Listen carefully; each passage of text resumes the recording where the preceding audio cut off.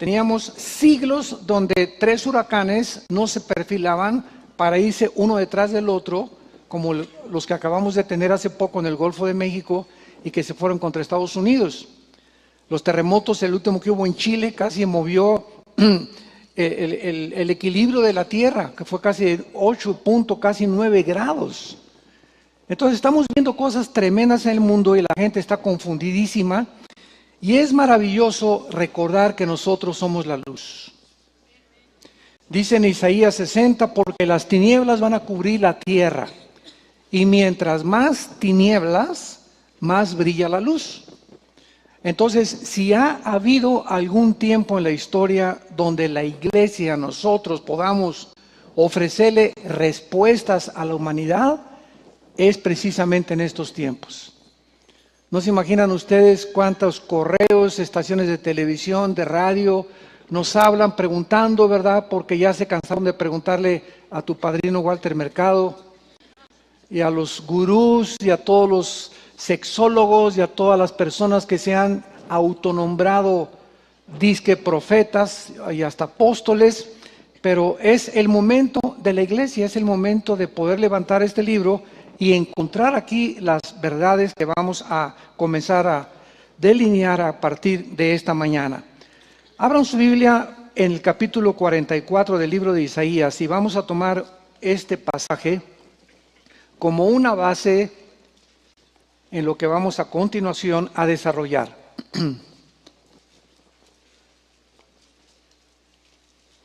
Isaías capítulo 44, un libro que fue escrito y comiencen también a tomar notas, traigan un cuaderno, apuntes, una pluma, ahí junto a su Biblia lo pueden hacer también. Isaías fue escrito hace 2700 años. Y este libro de Isaías, si ustedes van algún día a Israel, o los que hemos tenido el privilegio de haber visitado esta maravillosa tierra de Israel, en el Museo del Holocausto, en el centro se encuentran los pergaminos que encontraron, o los rollos de Qumran, o se les conoce como los rollos del Mar Muerto. En 1946 al 48 se encontraron estos rollos ahí cerca del Mar Muerto en Israel, y ahí se encontró el libro entero de Isaías. Y ahí está en el museo abierto los pergaminos, así los puedes ver. ¿Verdad que los han examinado con carbono 14 y con todas las metodologías que hay para la datación de los documentos antiguos, etcétera, etcétera? Y está exactamente como lo tenemos aquí en nuestras Biblias. Así que podemos nosotros tener una seguridad, una certeza, que cuando nosotros abrimos la Biblia, no estamos abriendo un libro de leyendas, ni como el origen de las especies de Carlos Darwin, que carece de todo lenguaje científico. Estamos hablando de un libro respaldado por la arqueología, por la historia, por la geografía, por la genética, por la antropología, por la psicología, por la literatura, por la poesía y por todas las disciplinas académicas que ustedes quieran mencionar. Entonces es maravilloso poder saber que no estamos solos, que tenemos una respuesta y que más que cualquier otra cosa, no podemos vivir con temor. No podemos vivir con temor. El otro día vi un video de un señor que lo agarró una turbulencia tremenda en un avión. Pero así una cosa tremenda donde estaban absolutamente seguros de que el avión se estrellaba. Y no es por nada, ¿verdad? Pero hemos nosotros, mi esposo y yo, que viajamos tan seguido, tenido diferentes turbulencias. Yo se los digo con todo mi corazón, mi esposa está de testigo. Cuando tenemos esas turbulencias, yo siempre le digo, en 40 minutos vemos a Jesús. Perdón, en 40 segundos. O sea, a lo más que se va y se va y se va. ¿Y para qué? ¿De qué sirve que grites? El grito no va a detener el avión. Entonces, Señor Padre, gracias, llegó mi hora, ahorita ni lo voy a sentir. Porque ni se siente el trancazo. Entonces, tenemos que saber algo. Nuestras vidas están en las manos de Dios. Y si tú ahorita estás vivo y yo estoy vivo, es por la única razón que Dios no ha terminado con nosotros. Y nadie nos puede quitar la vida sin la voluntad de Dios. Y cuando nos llega con un tornado, con un tsunami, con un terremoto, con un avionazo en la panza de un tiburón, ahogado, como quieras llamarle, pero todos nos tenemos que salir de este planeta. Y ese es el momento de nuestra liberación, donde no importa cómo llegue la muerte, en segundos estamos con Jesús y ya este cuerpo corruptible, ¿verdad? Lleno de enfermedades y de tristezas, de lágrimas y de dolor, se acabó.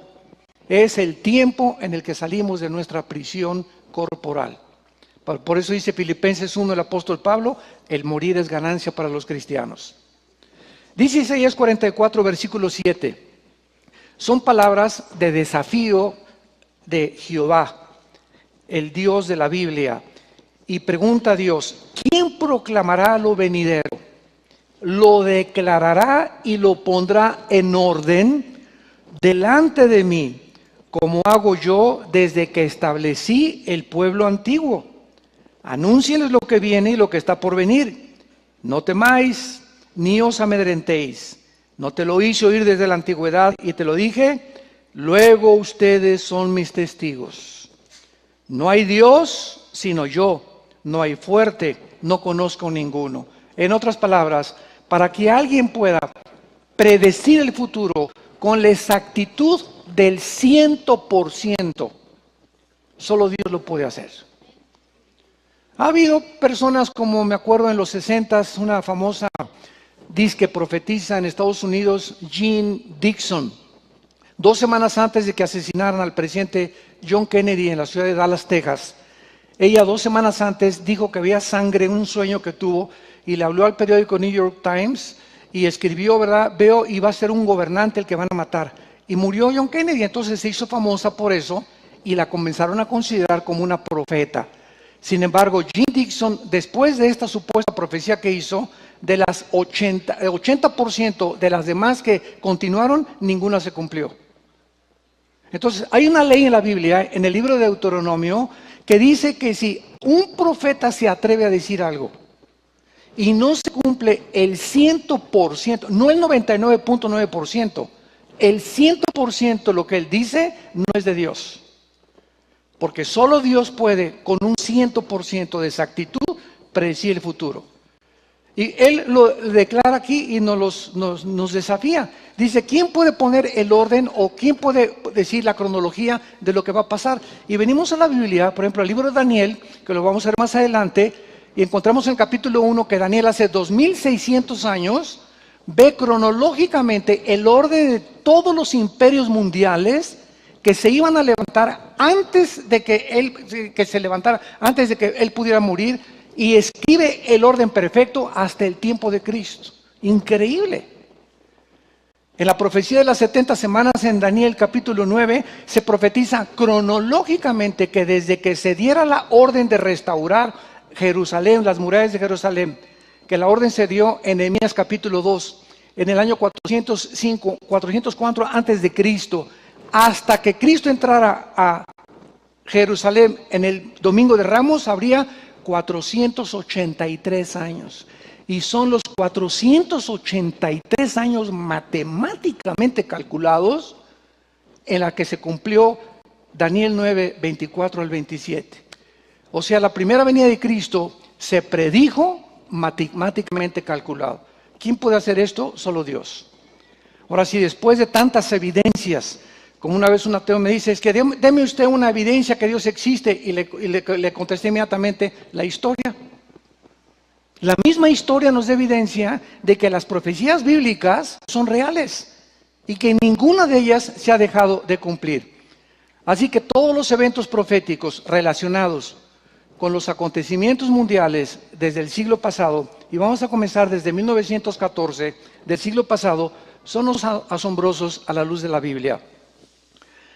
En Mateo capítulo 24, Jesucristo habló acerca de algunas señales que se iban a cumplir antes de que Él regresara, antes de la tribulación, unas en la tribulación y otras después de la tribulación. Y Jesucristo comienza hablando de las guerras, versículo 6, Mateo 24, que íbamos a oír de guerras y rumores de guerras. Bueno, hasta ahí siempre ha habido guerras, de acuerdo al Instituto para la Paz. de la Investigación para la Paz en Suecia, Estocolmo, Suecia, se dictaminó que casi de los 6,000 años de historia han habido menos de 25 años de paz. De 6,000 años de historia, solamente se han considerado 25 años de paz. O sea, la historia del ser humano es guerra tras guerra, tras guerra, tras guerra, tras guerra.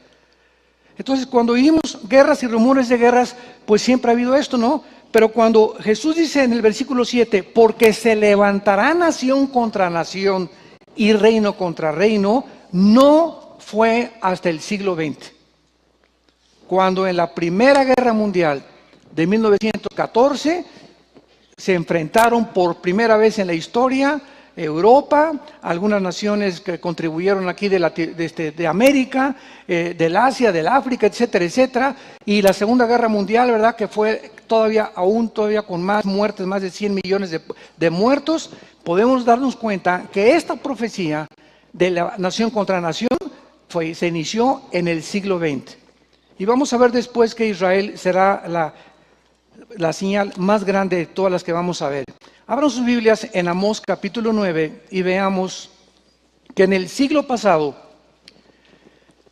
era imprescindible, necesario, que Israel regresara a su tierra, porque las profecías decían que el anticristo, ¿a quién iba a perseguir? A los judíos. Que el templo se iba a reconstruir. Y si Israel no hubiera regresado a su tierra, no se podrían cumplir ni las profecías de Ezequiel, ni de Jeremías, ni de Daniel, ni de Juan en el Apocalipsis. Entonces es increíble que el 14 de mayo de 1948 del siglo pasado se haya cumplido Amós 9, 14 y 15. Ponlo ahí en tu Biblia, cumplido 14 de mayo del 48. Escuchen esta profecía dada 500 años antes de que Jesucristo naciera. Traeré del cautiverio a mi pueblo Israel. Edificarán las ciudades asoladas, las habitarán, plantarán viñas, beberán el vino de ellas, harán huertos y comerán el fruto de ellos. Pues los plantaré sobre su tierra y nunca más serán arrancados de su tierra que yo les di, ha dicho Jehová, Dios tuyo. Esta profecía, ante la mirada expectante y confusa de los sociólogos y de los psicólogos y de los historiadores, que cómo es posible que un pueblo que fue dispersado casi 2,000 años, desde el año 70 después de Cristo, cuando el general Tito Romano llegó a Israel y no dejó piedra sobre piedra, su papá era Vespasiano, el que fue después César, o gobernante de Roma. Desde el año 70 hasta el 48, los judíos no tenían una nación. Dispersados en Rusia, en Costa Rica, en México, en China, en Etiopía, por todo el mundo fueron dispersados los judíos. Y una de las cosas que yo he usado como un ejemplo para que entendamos este misterio y este fenómeno es el siguiente. Todos sabemos que Estados Unidos está ahorita siendo poblado por mexicanos, guatemaltecos, hondureños, salvadoreños y nicaragüenses principalmente, que les llaman los paisanos, o sea que pasan al otro lado a trabajar. Si tú le preguntas a cualquier de nuestros paisanos que si se quiere regresar aquí a México después de 30 o 40 años, te van a decir ni de chiste, es el sueño americano.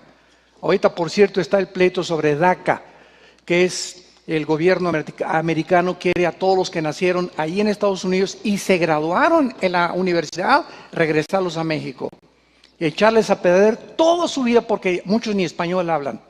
Bueno, ninguno de los guatemaltecos o nicaragüenses, nadie quisiera regresarse a México. Se ponen su cachucha allá, se adaptan a la cultura los absorbe inmediatamente. Y la mayor parte de las veces, mi esposa y yo lo hemos entendido, porque no quieren hablar español, ¿verdad? Porque es normal, quieren inmediatamente adaptarse y no quieren ser señalados como extranjeros o quieren ya los hijos crecer y sentirse americanos. ¿Para qué? Para que no los señalen y los bulleen en la escuela. Entonces, esto es un fenómeno muy interesante. Pues los judíos Después de 2000 años, podrías decir, oye, estoy aquí bien en Rusia ya estoy bien aquí en Francia, en Italia, estoy aquí con los países preciosos de aquí, de la Mallorca, de Palma de Mallorca y de España, etcétera, etcétera. ¿Quién los movió a más de 1 millón de judíos a que se reunieran después de la Segunda Guerra Mundial y tuvieran todos ellos el mismo sentimiento de regresar a Israel y establecer otra vez una nación? Escuchen esto, es el único pueblo en la historia de la humanidad desde Adán y Eva que ha tenido esta reunión de poder constituirse en un solo día en una nación y en un estado libre, soberano e independiente. No ha habido ninguna otra civilización, tribu o nación que jamás haya podido constituirse en un día en una nación, cumpliendo la profecía de Isaías 66, versículo 8, que se constituiría en una nación el Estado de Israel. Pero ahora vamos rápidamente a ver algo increíble. En este capítulo 9 de Amós, vean ustedes que entonces se cumple el 14 de mayo del 48 y regresa del cautiverio Israel. ¿Cuál es la segunda profecía? Edificarán y habitarán y plantarán viñas. Escuchen. En el 48, David Ben Gurión fue nombrado el primer ministro de Israel. Inmediatamente los atacaron los árabes.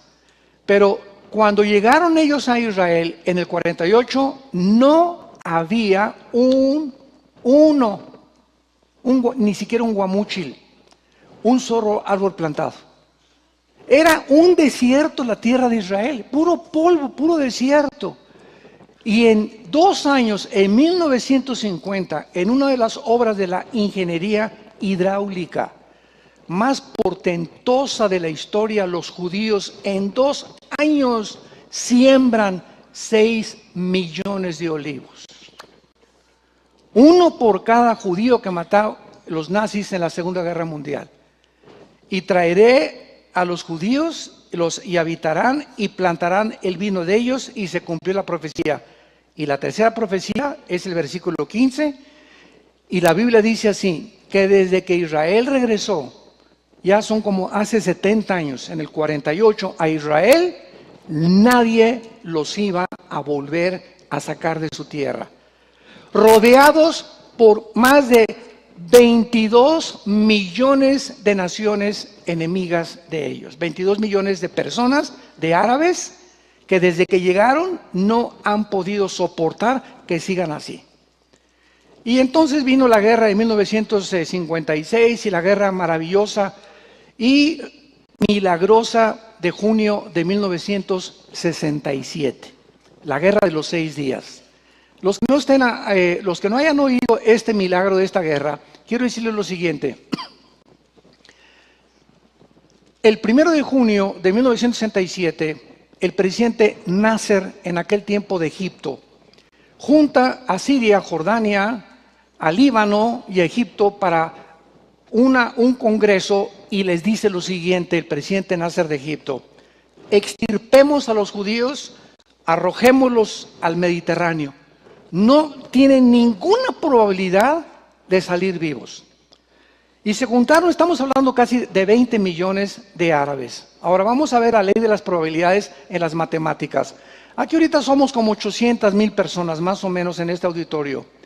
Si tuviéramos nosotros 50 rifles y nos rodeara ahorita un ejército de 1 millón de soldados alrededor, dentro de las leyes de las probabilidades, ¿cuáles serían para salir vivos?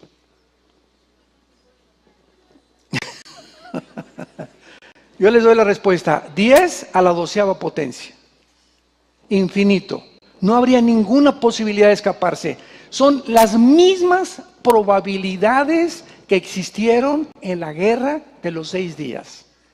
¿Qué fue lo que sucedió en esa guerra? Que violaron las mismas leyes físicas y matemáticas de las probabilidades. Bueno, resulta que el segundo día, el 2 de junio, 2 pilotos judíos, hasta ahorita son los mejores pilotos del mundo, mejores que los F-21 ahorita que tiene Estados Unidos, mejores que los MiG de Rusia y mejores que los de Alemania y que los de Inglaterra. No hay ahorita en el mundo pilotos mejores que los judíos. Se suben a dos aviones y escuchan a un sargento iraquí, le interceptan porque también somos los amos actualmente de la tecnología, la inteligencia y del hackeo. Ellos son los que acaban de descubrir ahorita que Estados Unidos fue hackeado en las elecciones, fueron los judíos los que descubrieron todo esto. Descubren que los iban a atacar y ¿saben lo que hicieron el 2 de junio?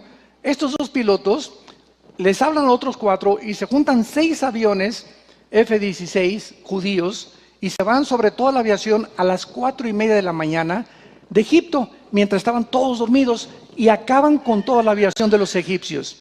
Se van a Siria y acaban con toda la aviación de Siria, se van a Líbano y se van a Irak y acaban con los aeropuertos de todas las naciones que querían invadirlos.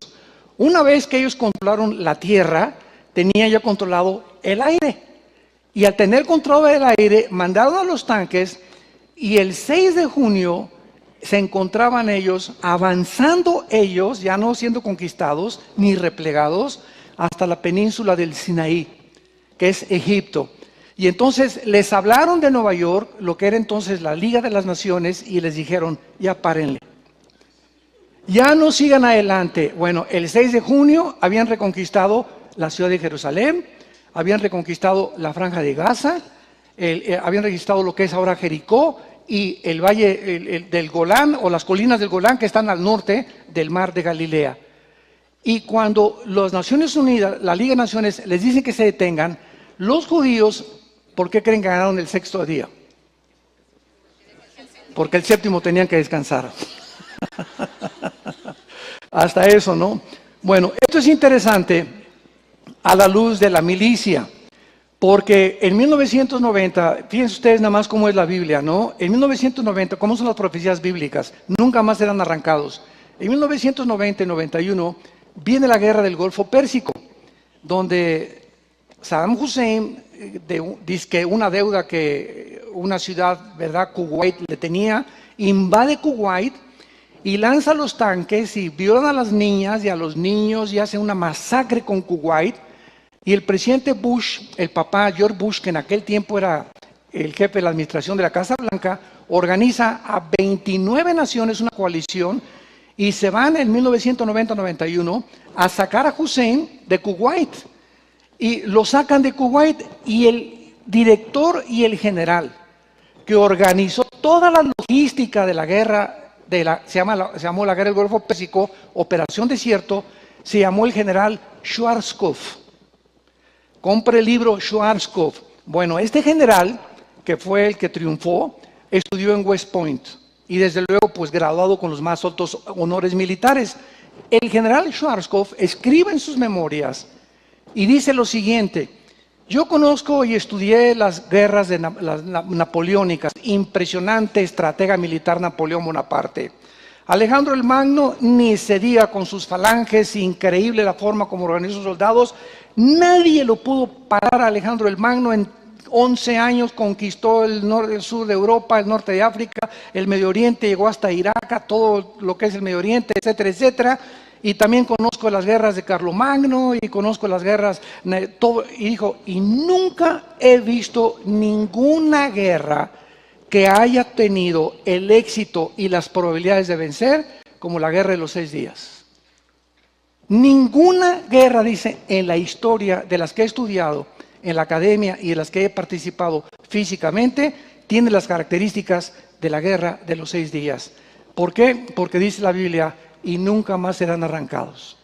Y desde el 67 a nuestros días, ¿quién surge en el 68? Yasser Arafat. Y organiza, ¿verdad?, la Organización para la Liberación de la Palestina. En 1972, Yasser Arafat va a Berlín a las Olimpiadas, secuestran a todos los atletas judíos en Berlín y pues le mandan un recado a Golda Meir, que era en aquel tiempo la primer ministro de Israel, diciéndole que querían 10 o 15 millones de dólares para liberar a los atletas en Israel, en Berlín. Golda Meir deja establecido en la política judía: Israel nunca tratará ni se dejará chantajear. nunca accederemos a pagar ningún rescate. No importa que los maten, porque aunque demos ese dinero, nos van a seguir chantajeando. Ese es el peligro del chantaje, ten mucho cuidado. Cuando alguien te quiere chantajear y pedirte algo y tú accedes, lo va a seguir haciendo. Entonces quedó establecido en la política de Israel y mataron a todos los atletas. Iban escapándose en un helicóptero, hay una película de eso, ¿verdad? Se meten y avientan una bomba y los matan a todos dentro del helicóptero. Entonces Yasser Arafat se convierte en el primer guerrillero del mundo. ¿Y qué creen que le dan a Yasser Arafat? El premio del Nobel de la Paz. No puede ser. Le dan el premio Nobel de la Paz al guerrillero, al terrorista número 1 de la historia. Estamos en un mundo tan loco que vamos a entender muchas cosas a través de este seminario, ¿verdad? Le dan el premio Nobel de la Paz. Y entonces, pues después del movimiento organizado Palestina, ya parece que envenenaron a Arafat, se levanta Hamas. La palabra Hamas significa violencia, ahí en la franja de Gaza. Le obligan a Israel a regresar la mitad de Jerusalén, de la ciudad de Jerusalén. Se levanta Hezbollah, otro grupo terrorista en el Líbano, financiado por Irán actualmente. Y comienzan los grupos terroristas a mandar cohetes y todo, y hasta ahorita Israel sigue allá vivito y coleando. Porque nadie los podrá sacar, dice la palabra de Dios, hasta que Jesucristo regrese. Ni siquiera el anticristo lo va a poder lograr. Entonces vemos pues, en primer lugar, que en el siglo XX comienzan las guerras que son nación contra nación, el regreso de los judíos como la cuenta regresiva del reloj profético de Dios, si lo quieres apuntar. ¿Cuándo comenzó Dios otra vez a tratar con las profecías de la Biblia? En 1948. Les voy a dar un ejemplo. Hace algunos años, bueno, bastantes años, mi hermano Alejandro, todos lo conocen, es pastor en Toluca. Mi hermano Alejandro fue campeón de ajedrez en Acapulco. Nosotros vivíamos en Acapulco. Fue campeón de ajedrez en la primaria, a nivel estatal, guerrero, etcétera, etcétera. Y en los campeonatos de mi hermano, me acuerdo cuando era niño, yo asistí, claro que me gusta también mucho el ajedrez. Yo nunca llegué a ningún campeonato, ni mucho menos, aunque me encanta ese juego. Les ponen un reloj. Y entonces, si yo voy a jugar el ajedrez, mi contrincante aprieta el reloj y vamos a poner o 3 minutos, o 5 minutos, o 2 minutos. Se ponen de acuerdo en cuánto tiempo tienes para pensar la próxima jugada de ajedrez. Entonces, en el momento que acaba tu tiempo, se apaga el reloj y comienza el tiempo para la otra persona. Muy bien. En el año 70, Dios le hizo así al reloj profético de Israel, lo paró. Y desde el año 70 hasta 1948, Dios no volvió a tratar con Israel. No volvió a tratar con Israel.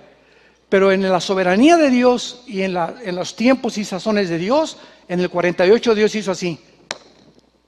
Y comenzó otra vez al regresar a Israel y preparar el arrebatamiento que viene y la tribulación del anticristo, nos damos cuenta que casi todas las profecías del 48 a nuestros días que se tenían que cumplir a fuerza con el regreso de Israel, se están cumpliendo al pie de la letra.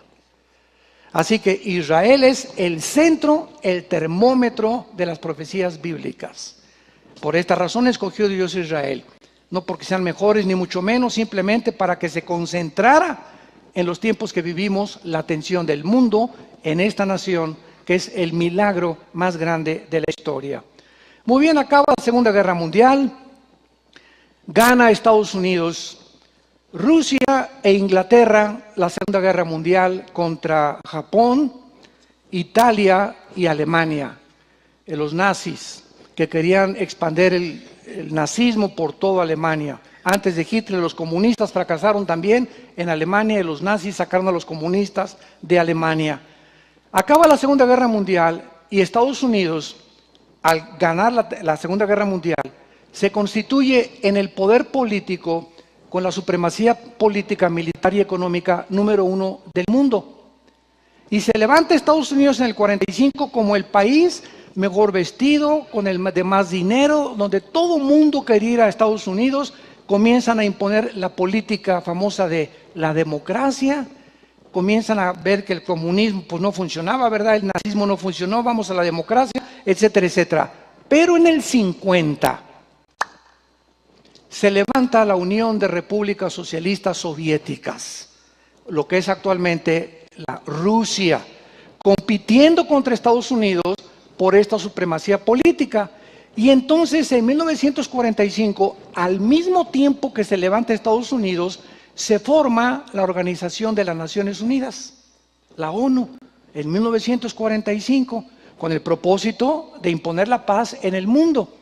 Entonces vemos que Rusia se levanta por un lado, Estados Unidos por el otro lado, la ONU se pone en medio como el árbitro, y esto es muy interesante porque comienza en el 50 hasta el 89, apúntalo, de 1950 a 1989 se llamó este periodo la Guerra Fría.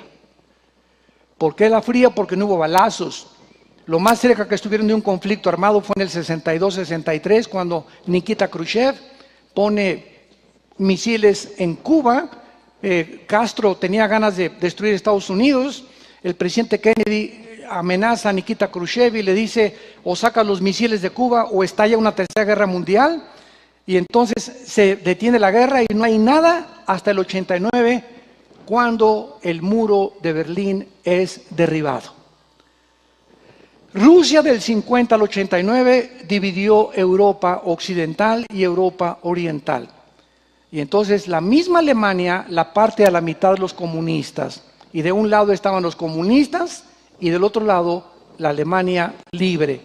Finalmente el presidente Reagan se pone de acuerdo con Gorbachev y entonces derriban el muro y Gorbachev va al Vaticano con Juan Pablo II a decirle lo siguiente. Quiero decirle algo, me está vibrando el monitor. Aquí. Nada más lo digo una vez. Me está vibrando aquí el monitor muy fuerte. Hay un corto. Llega Gorbachev con el Papa Juan Pablo II y le dice a Juan Pablo II: anúnciale al mundo que hemos fracasado como comunistas por dos errores principales. Número uno, sacamos a Dios de Rusia, y número dos, nos aislamos del mundo capitalista. Entonces el comunismo fracasó en el mundo entero. El Kremlin, el Buroklim, todas esas cosas están demostradas que es una política, ¿verdad?, absurda, es un sueño de opio que tuvo Carlos Marx, de que la clase, el proletariado, derribara a la clase burguesa y entonces iba a haber una equidad. Y Cuba fue el más grande ejemplo también del fracaso, y actualmente los países que insisten todavía en este sistema de gobierno se están dando cuenta, ¿verdad?, que acaba de una forma autoritativa y dictatorial. Entonces Rusia desaparece del mapa y se queda Estados Unidos, pero llega el siglo XXI, y en el año 2001 se levanta un hombre en Rusia que se llama Vladimir Putin. Y este hombre en el año 2001, a principios del siglo XXI, tiene el sueño de levantar otra vez la Unión de Repúblicas Socialistas Soviéticas, porque se dividió y se fragmentó en 15 repúblicas que están todas alrededor del Mar Caspio, y de todas menos Ucrania son musulmanas, para poder fortalecer ahora el Medio Oriente. Pero vamos a acercarnos un poco más adelante. Pero la formación de la ONU, en segundo lugar, fue con el propósito de traer la paz. Y la formación de la ONU fue el primer paso en el siglo XX para la formación futura del gobierno mundial profetizado en la Biblia. La Biblia profetizó hace más de 2000 años que el mundo terminaría con un solo gobierno, como lo vamos a ver. Vayamos rápidamente a Apocalipsis capítulo 13 y veamos que en el gobierno del anticristo, la mayor parte de las naciones, se calcula que ahorita somos 200 naciones las que formamos el globo terráqueo. Juan el apóstol profetiza en el capítulo 13 del Apocalipsis, versículos 3 y 4, vi una de sus cabezas herida de muerte, está hablando del anticristo, su herida mortal fue sanada, se maravilló toda la tierra en pos de la bestia, adoraron al dragón que había dado autoridad a la bestia, adoraron a la bestia diciendo: ¿quién como la bestia y quién podrá luchar contra ella? Aquí se personifica el anticristo como una bestia, como un dragón, porque no hay ningún otro animal con el que se le pueda comparar. En Daniel 2, Daniel 7 y Daniel 8 se compara a los imperios mundiales con un león, con un oso y con un leopardo. Grecia. Pero cuando aparece el cuarto en Daniel capítulo 7, que es el gobierno del anticristo formado por 10 naciones, como lo vamos a ver más adelante, no hay un nombre de ningún animal que se le pueda comparar, simplemente se llama la bestia. Un depredador cruel, sanguinario. No nos imaginamos, Hitler va a parecer Pinocho comparado con el anticristo. Ahora, en el capítulo 17 del Apocalipsis, en la otra visión de Daniel, vemos que uno de los 7 ángeles, versículo del 1 al 3, que tenía las 7 copas, habló conmigo diciéndome: ven acá y te mostraré la sentencia contra la gran ramera. Quiero aclarar esto. En la Biblia, la palabra fornicación o la palabra ramera se aplica de 2 formas distintas en toda la Biblia. Una para los adúlteros, desde luego, ¿verdad? Para una mujer que está casada o una mujer, porque la palabra, de donde viene la palabra pornografía, porno o fornicación, es amor que se vende a cambio de algo. Tú dame sexo y yo te doy una casa o te doy dinero o te doy lo que sea. Cuando se vende algo a cambio de otra cosa, se llama prostitución. Y a esa persona se le llama ramera, en el aspecto físico. Pero en el aspecto espiritual, cuando un cristiano abraza otro sistema u otra ideología u otra filosofía que no sea el cristianismo, se ha prostituido. Cuando el pueblo de Israel se fue tras los ídolos en el Antiguo Testamento, Dios los comparó con una ramera. Les dijo, se fueron a fornicar con sus ídolos. O sea, fueron a tener relaciones y se vendieron creyendo que los ídolos les pueden dar la protección que yo les puedo dar.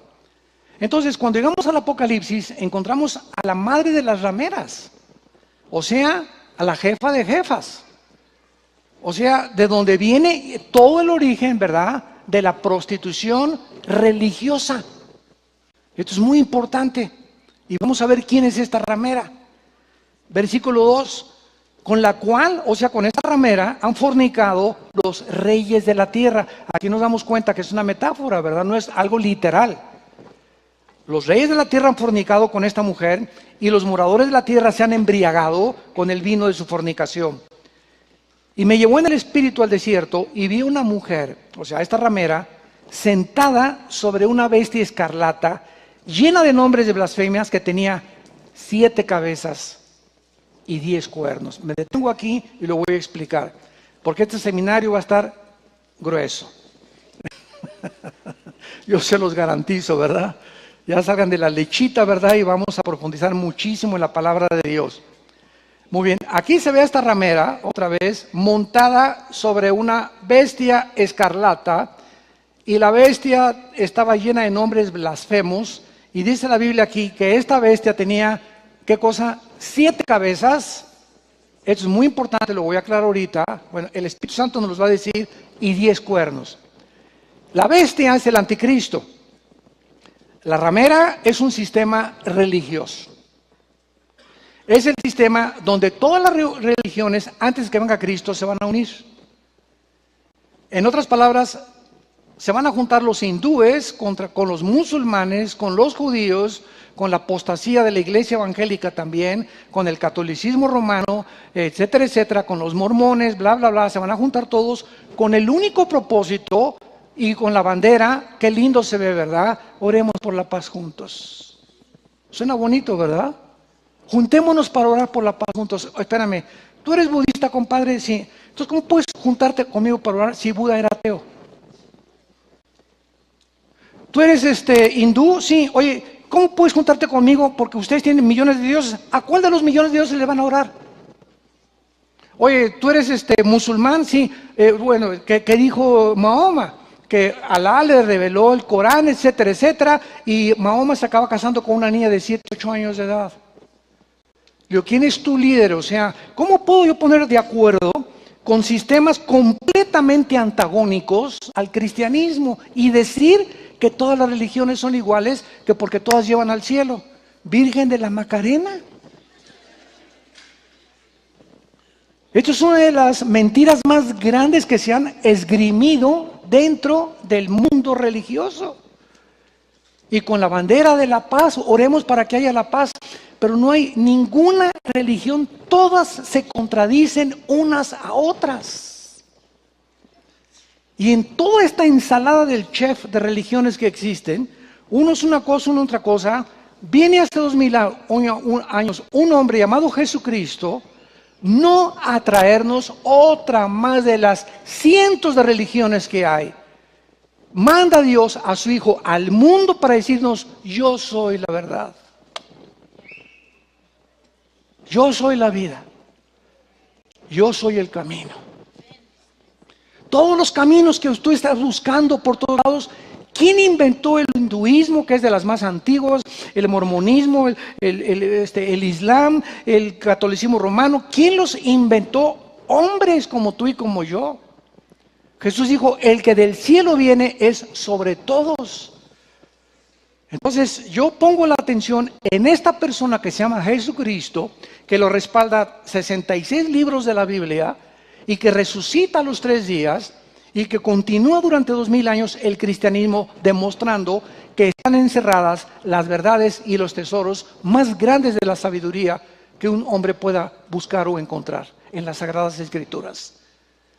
Entonces, cuando entiendes esto, que no es una religión Jesucristo ni el cristianismo es una religión, sino que es una relación personal, viva, dinámica, orgánica, con alguien que está vivo. Buda está muerto, Mahoma está muerto, todos los líderes están muertos, Mahatma Gandhi está muerto, Confucio está muerto, Hare Krishna está muerto, Jesús está vivo. Y Él puede entrar a tu vida en este seminario si tú no lo tienes como tu Salvador. Entonces, por eso se refleja como una ramera, porque son sistemas que se han prostituido. Se venden a los reyes de la tierra, y los políticos necesitan las religiones para los votos. Es lógico. Entonces, si en una nación predomina tal religión, el gobierno tiene forzosamente que darle más sesiones y más privilegios a los que pertenecen a la religión, porque ahí está la mayoría de los votos. Entonces, la ramera montada sobre el anticristo es el sistema político. A ver otra vez, la religión gobernando, ¿qué cosa? La política. Esto es increíble. Se pinta a la mujer al principio de la tribulación gobernando al anticristo y tomando las riendas del anticristo. Y este fenómeno ha sucedido a través de toda la historia, pero muy pocos lo han podido ver o entender o percibir. Cuando crucificaron a Cristo, ¿quiénes eran los dos poderes que se encontraban ahí en el pretorio romano, enfrente de Pilato? Pilato representaba al gobierno político, los líderes de Israel, al poder religioso, la ramera. ¿Qué hizo Pilato? ¿Por qué entregó a Cristo cuando Pilato sabía que era inocente? Su esposa de Pilato, la noche anterior, tuvo un sueño diciéndole que ese hombre era inocente. Por favor, Pilatito, mi amor, te invito a Cancún, pero no lo mates. Y entonces cuando los judíos se impusieron y le comenzaron a gritar: crucifícale, crucifícale, suelta al malo a Barrabás, Pilato se lavó las manos y dijo: ahí se los entrego, teniendo él el poder para haberlo liberado, sabiendo que era inocente. El poder político cedió al poder religioso. En otras palabras, se impuso el espíritu de la religión sobre el espíritu de la política. Esto es muy interesante en el mundo espiritual poderlo entender. Sigamos leyendo aquí en Apocalipsis 17. Y dice a continuación el versículo 7: y el ángel me dijo: ¿por qué te asombras? Ahora vamos a ver que el Espíritu Santo nos interpreta las 7 cabezas y los 10 cuernos que trae la bestia o el anticristo. ¿Por qué te asombras? Yo te diré el misterio de la mujer y de la bestia que la trae, la cual tiene las 7 cabezas y los 10 cuernos. Atención, la bestia que has visto era y no es, en el tiempo de Roma no existía, y está para subir ¿de dónde? Para poder entender esto tenemos que entender que la Biblia nos habla de 3 prisiones que hay en el centro de la tierra. En el infierno, o la palabra Sheol en el Antiguo Testamento, cuando se tradujo del hebreo al griego en la Biblia, que se llamó la versión Septuaginta, y se imprimió por primera vez en la imprenta de Gutenberg, la palabra infierno es el lugar donde están todos los espíritus desde Adán hasta ahorita en el centro de la tierra. No hay un solo demonio en el infierno, solamente los espíritus de los seres humanos que están esperando el juicio final. El abismo es la otra prisión de los demonios. Cuando Cristo vino al mundo, tuvo una confrontación impresionante con seres o entidades espirituales que se metían dentro de los hombres y dentro de los animales, y Cristo les llamó demonios. La palabra demonio en el griego es la palabra daimon, que significa seres o entidades inteligentes. Ahora, la Biblia nos muestra en el Evangelio de Lucas que estos demonios eran criaturas, tal vez no como nuestro cuerpo, pero que en algún tiempo del pasado tenían cuerpos. Y fueron juzgados, tal vez antes de que Adán y Eva estuvieran en el huerto del Edén, en la tierra, en el mundo preadámico, cuando Satanás controlaba con los ángeles caídos el mundo y las entidades que hubiera aquí espirituales. No éramos nosotros, ni eran seres humanos. La Biblia no nos revela qué tipo de criaturas eran, pero estos demonios perdieron sus cuerpos en un juicio y están condenados, ahora sí como le dicen allá en los callejones de Guanajuato, ánimas en pena. Y los seres humanos, al desconocer la Biblia, creen que estos demonios son pues el espíritu de Cuauhtémoc, que el espíritu de fulano de tal, y vamos a hacer una reunión de mediums y a concentrarnos y a invocar que los espíritus vengan y nos hablen, y son demonios que descansan entrando en cuerpos humanos. Y el jefe de todos ellos es Satanás. Ahora, no confundamos a los demonios con los ángeles caídos, ni tampoco con los hijos de Dios. Los ángeles tienen diferentes nombres, hay querubines, serafines, ángeles, ángeles caídos, hijos de Dios, etcétera, etcétera. Hay un impresionante, ahora sí que se podría llamar la mesa directiva que tiene Dios a través de todo, un simposio que tiene ahí, donde hace reuniones con espíritus, se les llama Elohim a los gobernantes de las tinieblas, el nombre que se le da a los dioses, pero es Jehová, el Dios de los dioses, Salmo 82, que Él es el que controla a todos los Elohim o a los dioses que están debajo de Él. Pero no que haya muchos dioses, hay un solo Dios vivo y verdadero, pero la palabra de Dios no implica soberano, ni omnisciente, ni omnipotente, ni tampoco que pueda Él controlar el mundo, el universo entero. Hay un solo Dios que es Dios el Padre, el Hijo y el Espíritu Santo. Entonces, el abismo están los demonios esperando ser juzgados. Y la tercera prisión es el Tartarus. Segunda de Pedro 2, versículo 4, que desgraciadamente se tradujo infierno. Es la única vez en la Biblia que aparece en el griego la palabra Tartarus, que es la prisión de los ángeles, que en el capítulo 6 del Génesis, dice segunda de Pedro 3, y Judas 3 al 6, pecaron pervirtiendo la genética humana y produciendo gigantes de casi 4 metros, con 12 dedos en las manos y 12 dedos en los pies, de acuerdo a Deuteronomio 2, Deuteronomio 3 y segunda de Samuel capítulo 21.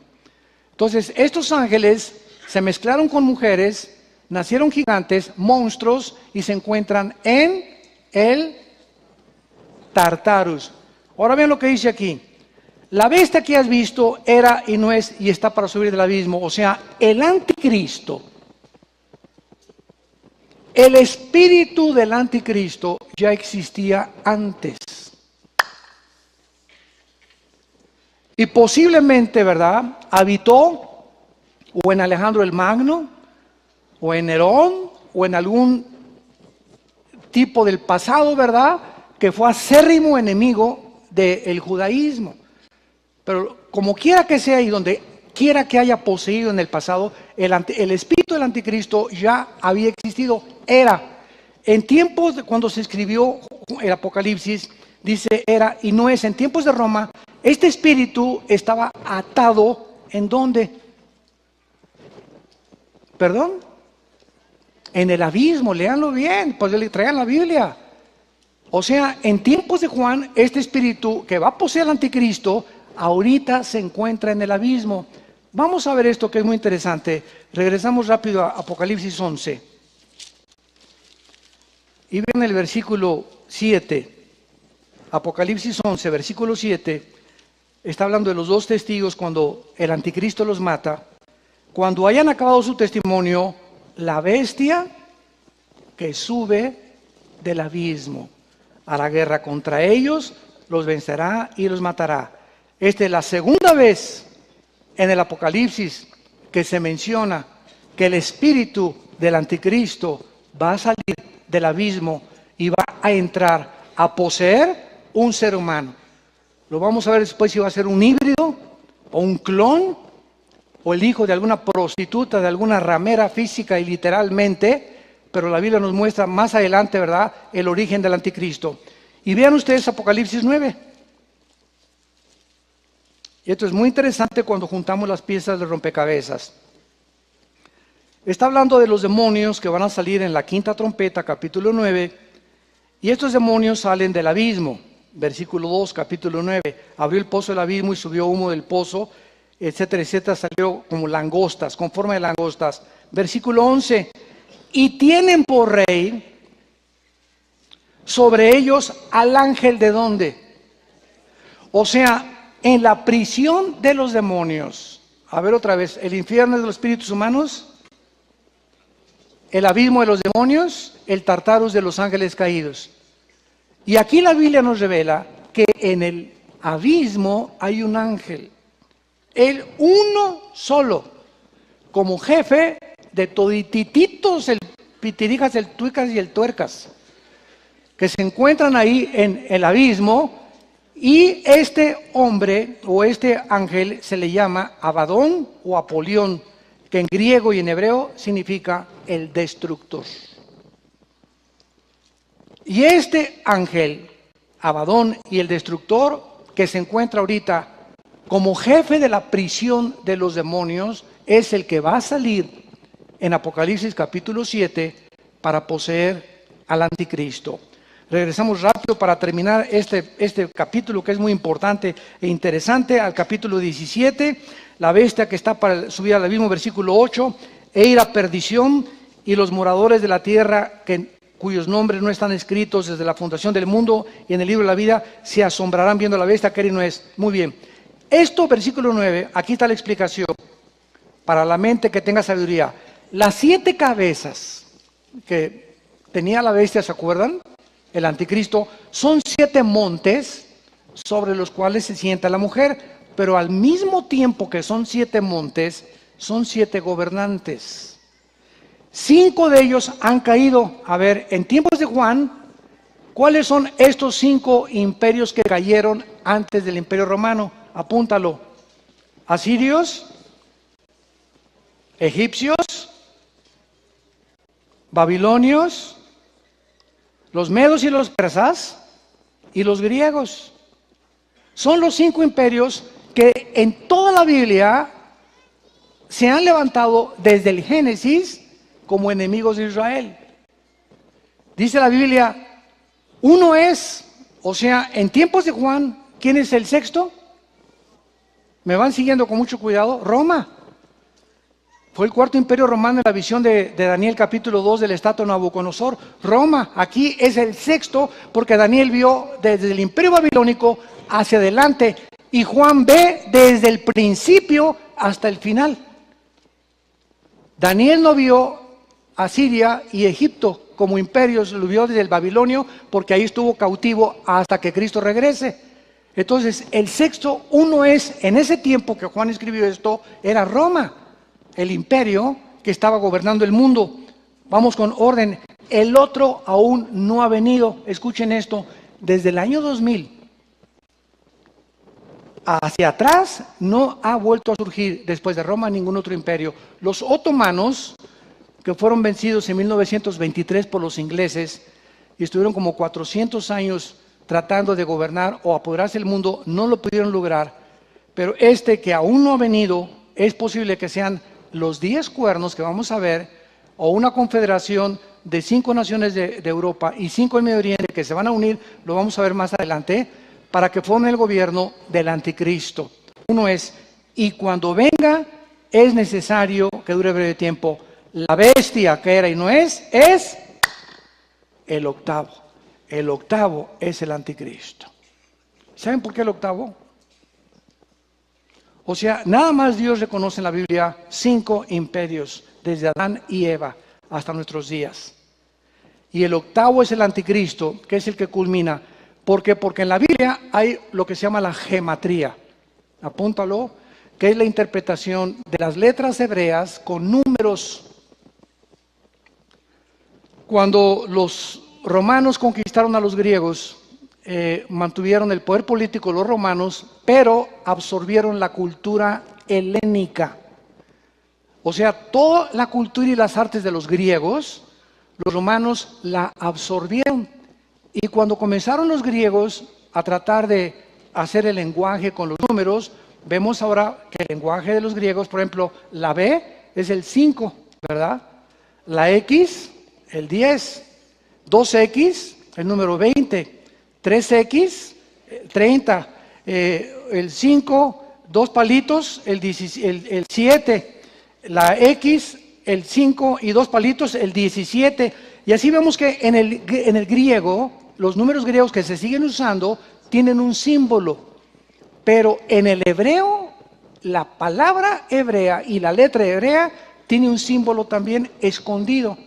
Entonces, el 1 la unidad, el 2 significa el testimonio en la gematría, el 3 la Trinidad, el 4 la prueba, el 5 es el número de la gracia. Apúntalo en la Biblia. El 6 es el número del ser humano, porque en el 6º día fuimos creados. El 7º es el número de la perfección o de la totalidad, pero el 8º es el número de la eternidad. Nosotros vamos a brincar del 7 al 8. Y por eso el número del anticristo, lo vamos a ver más adelante, en Apocalipsis 3 es el 6, 6, 6. ¿Qué significa? El 6 es el número del hombre elevado 3 veces a la Trinidad. Es el sueño de Satanás, elevar al hombre y convertirnos en dioses. Por eso es el 666. Padre, te damos gracias por tu palabra. Gracias, Espíritu Santo, porque tú eres el que conoce las cosas profundas de Dios. Y eres el único que nos puede revelar la verdad. Estamos dependiendo de ti en estas conferencias, Señor, para que tu pueblo sea edificado, confortado y consolado. Y podamos no solamente traer conocimiento e información a nuestra mente, sino que todo esto que estamos escuchando transforme nuestras vidas y nos prepare para encontrarte muy pronto, cuando estaremos delante de tu Hijo, sabiendo que nuestra fe no fue en vano. En Jesús oramos. Amén. ¿Qué sigue? Pregunta.